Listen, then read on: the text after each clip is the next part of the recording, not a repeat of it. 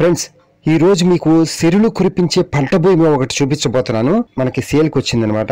అది ఎక్కడంటే విజయవాడ నుంచి మచిలీపట్నం వెళ్లే హైవే రోడ్ లో యలమర్రు జంక్షన్ నుంచి ఎడమవైపు నుంచి లోపలికి 9 కిలోమీటర్ల దూరంలో అనమాట.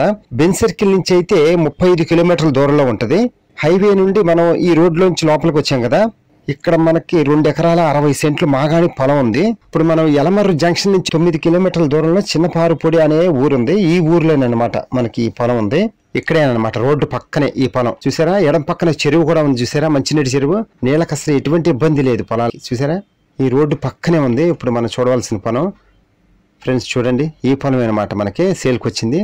చూడండి పచ్చగా ఆల్రెడీ పంట ఒకటి రన్నింగ్ లో ఉంది. ఫ్రెండ్స్ చూడండి, మనకి ఈ పొలంలో ఫస్ట్ పంట కింద వరి, రెండవ పంట కింద మినుము పడుతుంది. ఫ్రెండ్స్ మనం మన పిల్లల కోసం ఎప్పుడు ఇళ్ళు వాకిళ్ళు కొనాలనే ఆలోచిస్తాం. కానీ మనం పంటనిచ్చే పొలాన్ని కొంటే గనక ప్రతి సంవత్సరం పంట వస్తుంది, కౌలు డబ్బులు వస్తాయి, మళ్ళీ మన జన ప్రపంచంలో భూమి విలువ పెరుగుతూనే ఉంటుంది కదా. ఒక్కసారి ఈ విధంగా ఆలోచించి చూడండి.